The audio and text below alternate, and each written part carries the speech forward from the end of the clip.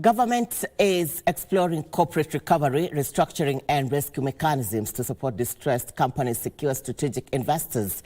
Investment Promotion Principal Secretary Abubakar Hassan says plans are underway to merge export processing zone and special economic zone programs to enhance efficiency.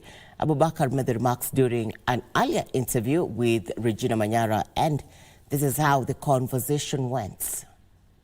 Before we get into matters of EPZ and SCZs, sir, just give us an outlook of how investment and the trade environment has been thus far. Most importantly, on the issue of startup, we have been rated #1 in Africa in terms of startup funding.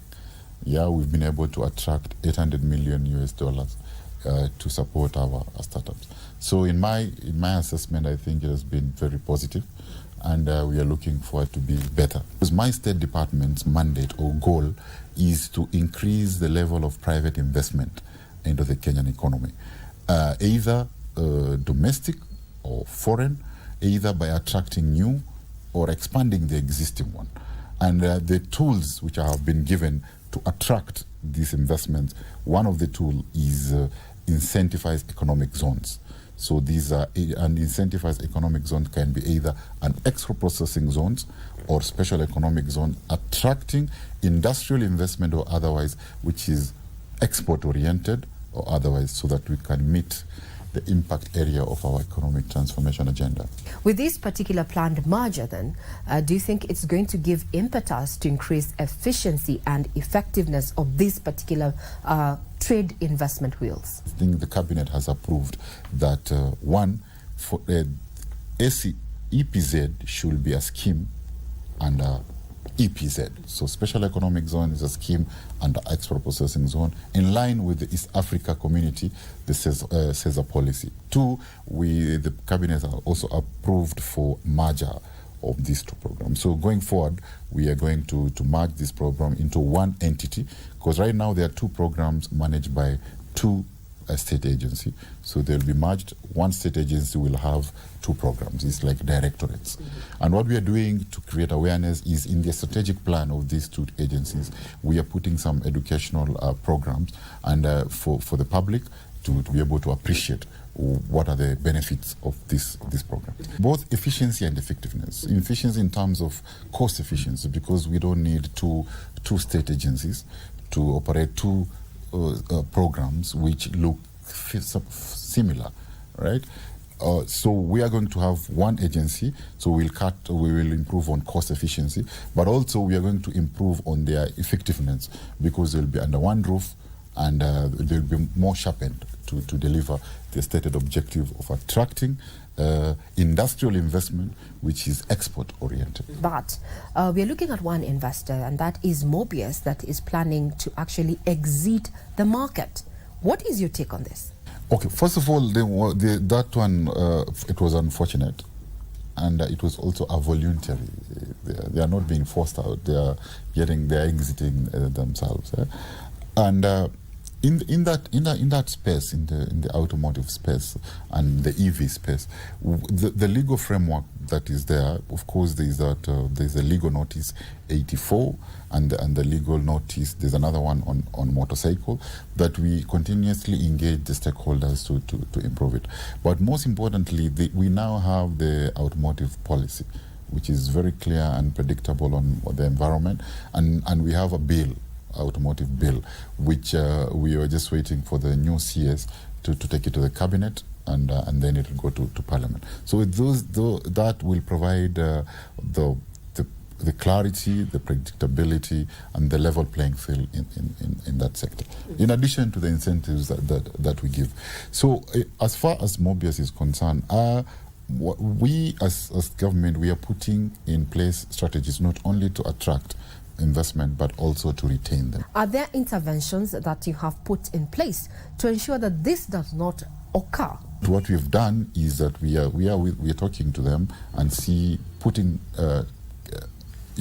aggregating and mobilizing suites for them, so that they can be taken up and acquired by other investors. Could you give us clarity on the controversial Adani Kenya investment partnership on the expansion of the Jomo Kenyatta International Airport? First of all, there is no hatuuzi, tunakodisha na tunashirikiana na wawekezaji wa kibinafsi ili tuweze kupeleka Kenya mbele. But then where does the public come in? Public participation? What I'm saying is that it is a process which is a legal process. Yeah. So when we want to sell, there's a legal process which has to be followed, and I believe all the due process has been for. If there is a sell in this transaction, in this scenario, there is no sell. This scenario is a partnership. Yeah, either through leasing or through co-investment, so that we can take. And there's a process, and that process was duly followed, in my view. So there's as no a State Department. There is no going back. I think we are doing the right thing. In my view, I think we are doing the right thing, so that we can take this country to the next level. Now, there have been investor disputes and linking county governments, and we'd want to know what steps you have taken as a department to resolve this. Okay, when there are investor disputes between the owners of the special economic zones and counties, His Excellency the President had operationalized National Investment Council. And one of the mandate of that council is mediating or resolving such investor dispute. So yes, I received a complaint from Tatu City, and we have relayed that complaint to the National Investment Council. The council have deliberated into it, and they have given us guidance. First guidance is on to get an AG's opinion, because the problem there, I think, it is more on the interpretation of law. I'm not aware of those other issues. I'm just strictly going by what is the issue. So the issue on the master plan is the investor has interpreted it differently, and the county government has interpreted differently. So we are providing a dispute resolution mechanism to sort it out. So first we want to get the opinion of the Attorney General. What is the correct interpretation? Then from there, the National Investment Council will give us the next steps. Among the challenges that this particular programs face is the issue and the gap between, enabling infrastructure, hospitals and schools. So what are you doing as a department to bridge this gap? The idea should be, if a clean deal should be, we build the infrastructure, they come and the private investor come and invest in productive enterprises, not the infrastructure. But now we are also going ahead by now attracting investors through our PPP, private-public partnership, to build, to do the infrastructure, so that they can facilitate those direct private sector investment.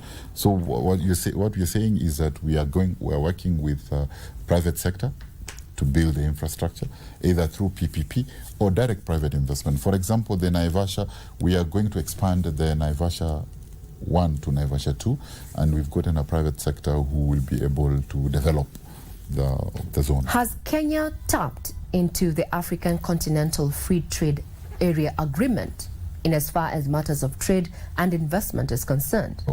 With the FSFTA coming into place or being operationalized, or the tripartite free trade area which has come into operation now, if we don't build on our industrial capacity on certain value chain, then we will not be able to compete.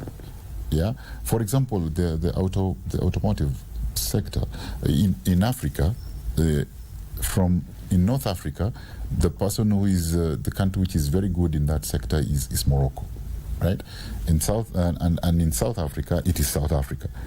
Okay, that is why we want to create our niche in East and Central Africa as far as the automobile value chain is concerned. Because if we don't do that, then these two countries, which is up there, Morocco, and down there south, if we have now a market, because the aim of FSFTA is to have a common single market, right? And the goal is to increase trade, so they'll be able to take over the whole market.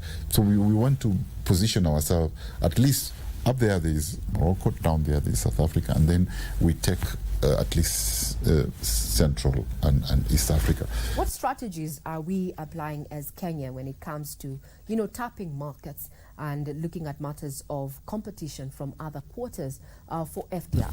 So the outlook is very bullish. We want to take it to 50%. Okay, what we are doing, the nexus between foreign investment and domestic investment, what we want to put up is the investment opportunities that we have. We want the domestic investors to seize those opportunities, and then we use foreign investors to partner. Right? And that is one way of also de-risking a foreign investor, because a foreign investor will want to come. Is this an opportunity? Why is your domestic investor not taking it up?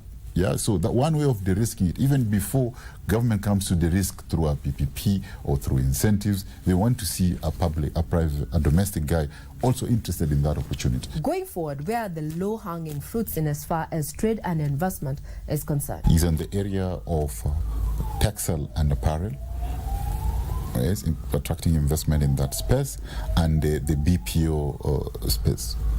Yeah, those are the areas which I'm working closely with the State Department of ICT and State Department of Agriculture and Industry for the textile and apparel, and ICT for the BPO space. Despite the positive ratings on the ease of business where Kenya is concerned, there's a general feel that doing business in Kenya is rather an uphill task. What is your take? Basically, what we are doing as government is to attract investments. Generally, we are subsidizing production, we are incentivizing value addition, and we are de-risking private investors. Since this administration, we've been able to attract 28 enterprises within 1.5 years. That means every year we are almost doing more than 10. And out of those 28, 14, half of them come from they are in the coast region. Okay, so it shows that coast region is warming up to this EPZ program. Remember, I told you the county with the highest EPZ enterprises is Machakos, but now we are seeing coast region warming up, and the counties which are highest in terms of the enterprises in the coast is Mombasa, followed by Kilifi and Kwale. So we want to make sure that it spreads across all the 6 coastal region because of the Lamu port. Bwana PS, parting shot. All right, as a country, we are a hub and a gateway to East Africa and the rest of Africa. And we have got the best investment climate and business environment. And what you're telling the investors, that there's something happening in Kenya, and investors have found it out. So you either invest in Kenya or you'll be dragged along. You tag along and invest in Kenya, or you'll be dragged along. Well, there you have it. Kenya is ready for investment. I'm Regina Manyara. You are watching KBC Channel 1.